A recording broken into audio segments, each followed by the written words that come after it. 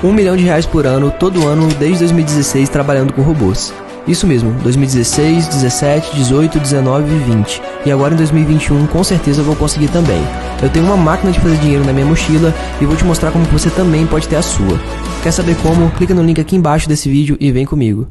Eu não tô aqui pra te mostrar só os meus resultados, eu quero te mostrar os resultados de um aluno meu que usou o meu método e também tá tendo muito resultado trabalhando pela internet. Dá uma olhada aqui, ó, no celular dele, hein?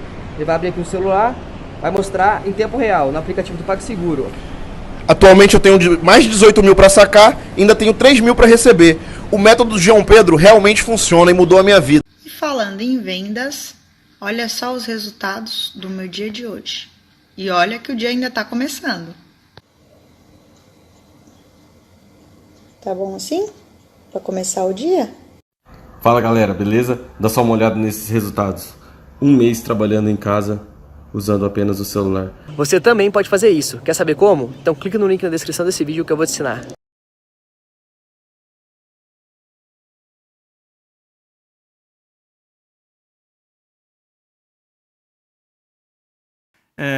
Jogo entre um time da parte de cima e outro da parte de baixo da tabela, mas mexer só pode mexer na parte de cima e não muito também, né? Porque o Atlético já ganhou hoje, né, Rafa? Já botou na conta. Eu acho que a grande questão do Flamengo é como administrar... ainda existe intenção no Campeonato Brasileiro? É como administrar isso sem que seja um peso para a final da Libertadores. Claro que é importante, né? Só que a gente está falando de jogos a cada 3 dias. É um Flamengo que na última semana jogou terça e sexta, né?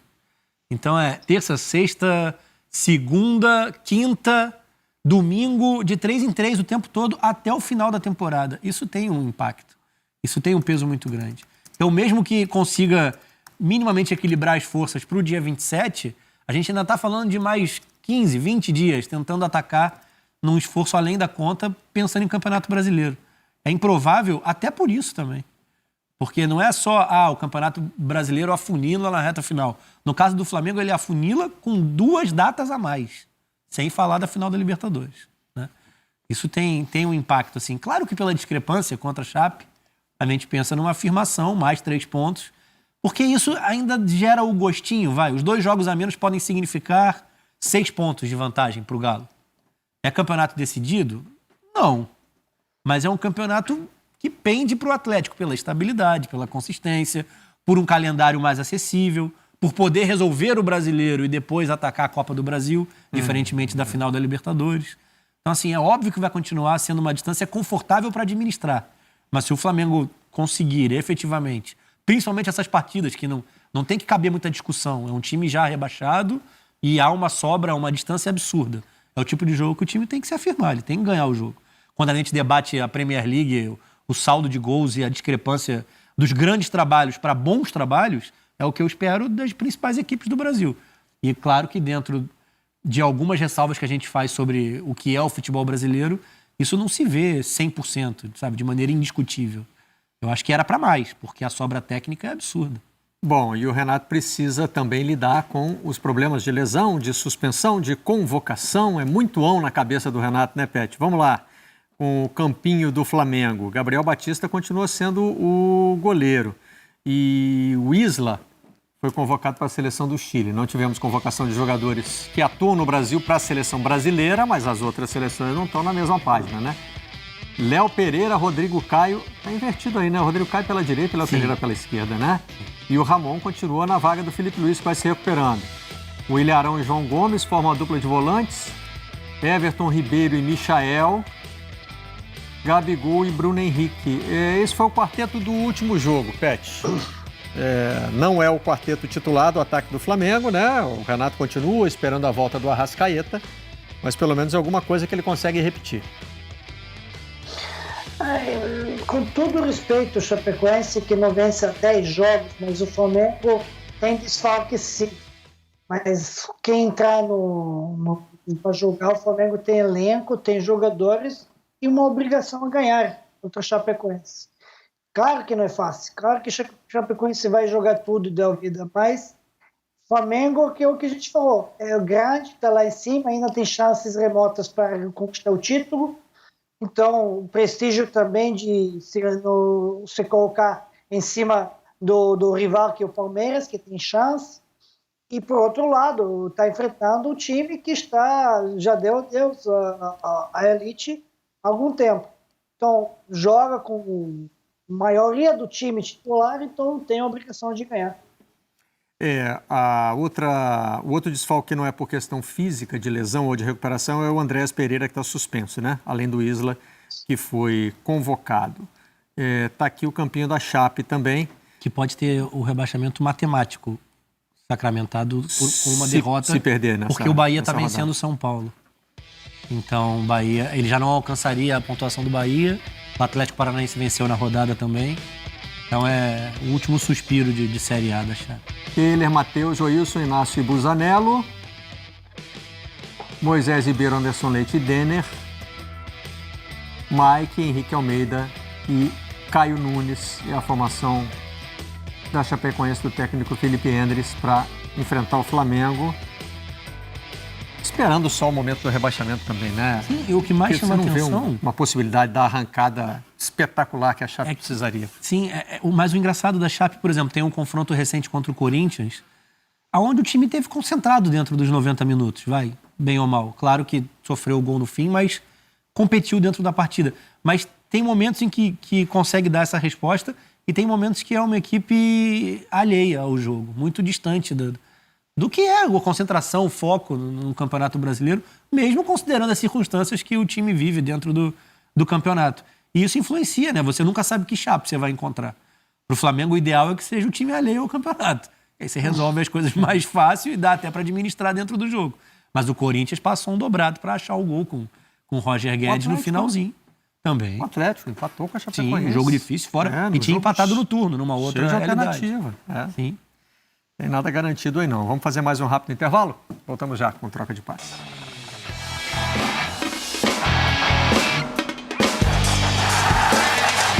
Seguinte, hein? No setor ofensivo... Olha que pergunta ali. No setor ofensivo, o Flamengo se tornou Michael e mais 10? Na redação, esse rapaz aqui, o Pedro Ivo, falou assim, William, ok e tal, mas isso aí diz muito sobre esse Flamengo, hein? É mesmo?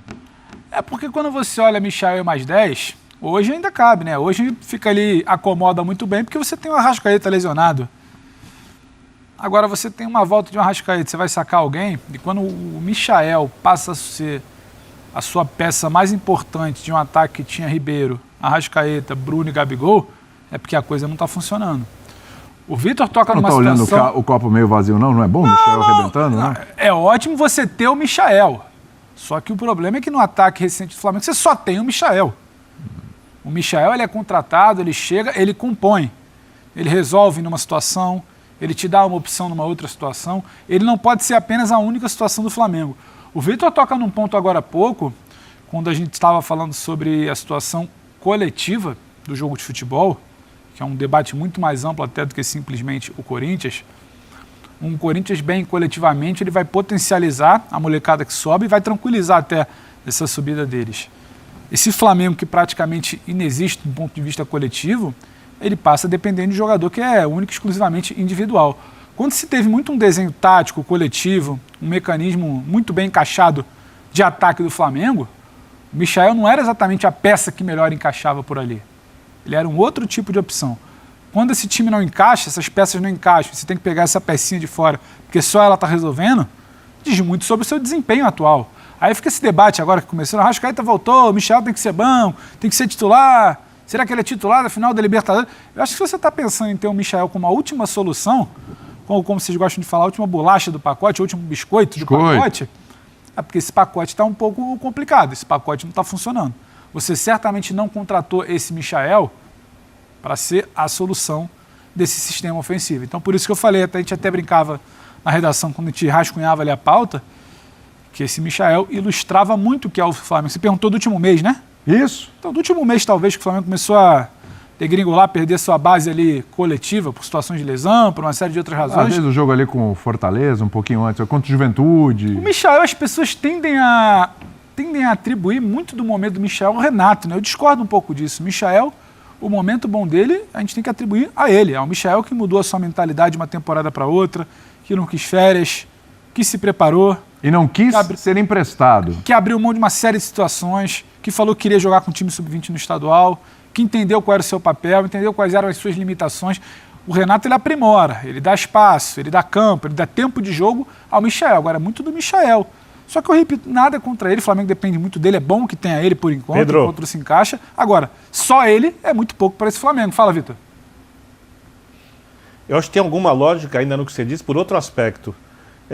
Quando o Michael chega, ele vinha do Goiás, ele era um jogador que funcionava num time que jogava no contra-ataque. Sim, então ele trabalhava num pedaço de campo muito longo. Sim. E no Flamengo, ele precisou se adaptar, tem se adaptado, porque o Flamengo geralmente é um time que vai ter um pouco mais a bola no campo de ataque, a resolver jogos num espaço muito curto de campo.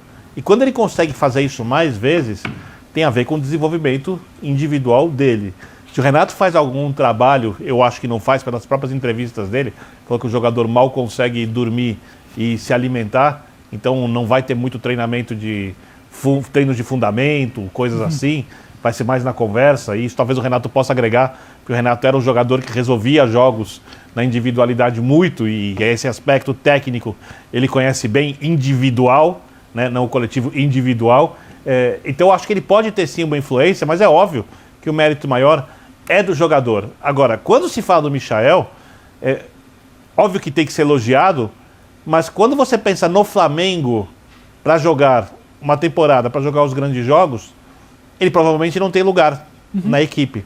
Porque com a volta do Arrascaeta, que se entende muito bem com o Bruno Henrique e com o Gabigol, com o Bruno Henrique jogando com mais liberdade para sair da área e ir para o lado, que ele tem mais influência no jogo do que tem no atual sistema do Flamengo.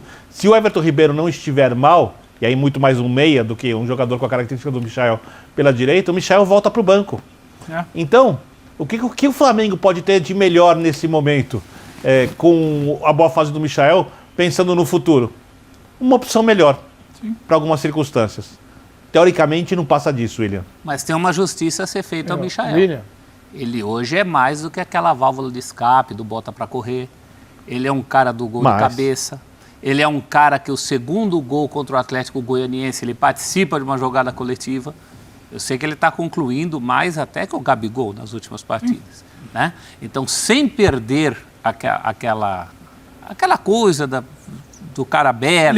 Ele antes jogava só com o campo que tinha. Ele hoje consegue criar campo. Tem mais espaço reduzido contra o Ele evoluiu. Tem valor. Michael não ele evoluiu é só nessa o temporada. Michael que chegou do Goiás, não. Ele evoluiu, sim. E isso tem que ser colocado na mesa. E se ele está rendendo mais do que todo mundo, eu quero ver para tirar ele do time. Não vai ser fácil, não.